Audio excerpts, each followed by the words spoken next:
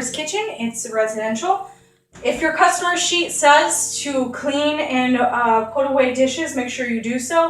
You want to do that the first thing you get in there if it's on the customer sheet. There's dishes in here. Check to see if the dishwasher is clean or dirty. If it's clean and they want you to take everything out and put it in the cupboards, do so. Then put the new dishes in, get it started, and then work on other stuff. You want to do this first thing when you walk into a house if it's on the customer sheet because it does take long to wash this stuff. You want to use the customer soap and water. Get a rag. It can be wet with soap and water. Check underneath the sink. Sometimes they have pumps here. If this is dish soap, then use it. You just want to get it just enough soap where it kind of begins to suds, but not too much. If it's too sudsy, you have to keep rinsing it. You want to wring it out where if you shake it, there's no water dripping.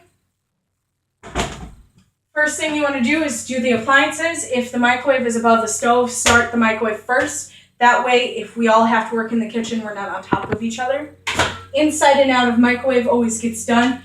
You can pick up the tray. Make sure you have a good grip on it. These slip out of your hands pretty easily. If it's not super dirty, all you have to do is wipe it off. If it has a ton of stuck on food, yes, you can run it underwater, but don't run it underwater unless it's actually needed. Make sure you take out the ring underneath the plate.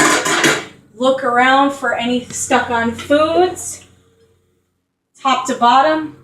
If you do the bottom before you do the top, all the crumbs are going to just drop right back down. Once you're finished with that, put the tray back on.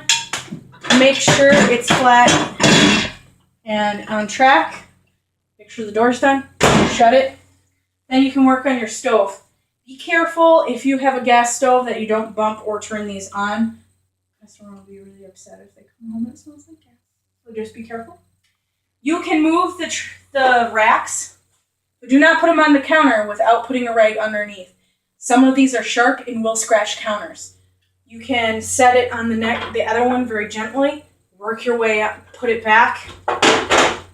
If there's any hard burn foods, you might need to use a oven cleaner to work on it longer. If that's the case, spray it, come back to it.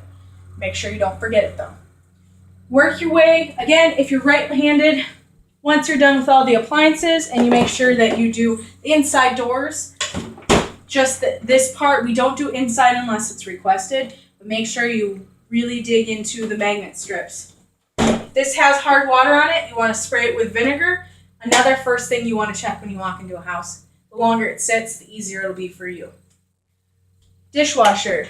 We do the front side and this crease inside. We don't have to wash this part, just this crease inside.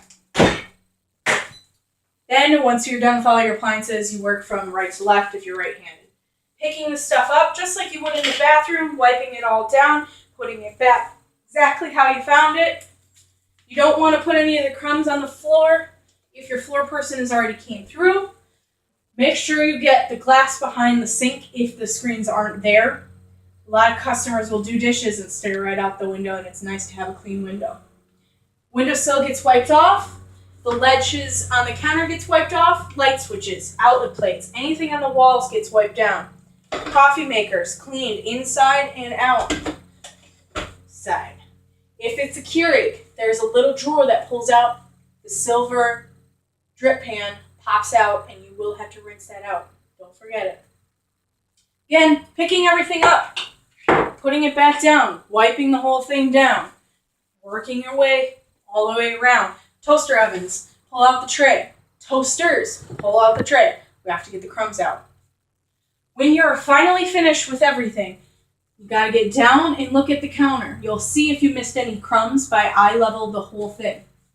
You can also, granite counters, you need to drag your hand on it. Make sure that there's no fuzz left behind from your rag. In a kitchen, we do the sink.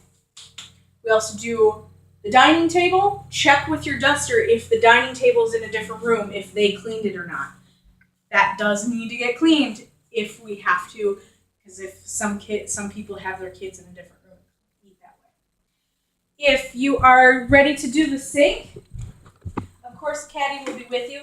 But Bon Ami and water and soap is the best thing for any sinks.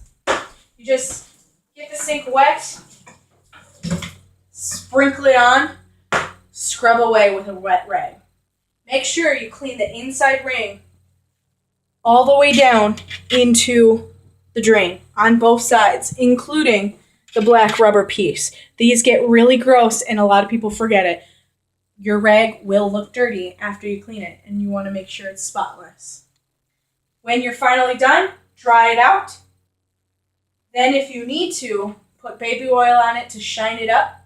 If it's a black kind of charcoal looking sink, that baby oil will make it look brand new if you use it at the end. But again, make sure it's dry, otherwise it'll just streak it up. That's how you do a kitchen.